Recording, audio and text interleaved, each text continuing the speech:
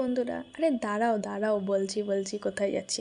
আগে বলে নিই, নতুন একটা শর্ট ভিডিও নিয়ে চলে এসেছি। তো রেডি সেডি হয়ে ভাবলাম চলো যাওয়া যাক একটু শ্যামসুন্দরী মায়ের মন্দির। তো বাস বেরিয়ে পড়েছি, বাসে করে চলেও এসেছি। আপাতত খুব কাছাকাছি, কারণ আমার বাড়ি থেকে বেশিক্ষণ লাগেও না অযথা।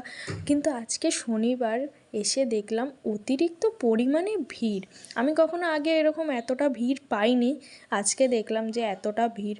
তো ভাবলাম ঠিক আছে, কোনো ব্যাপার না।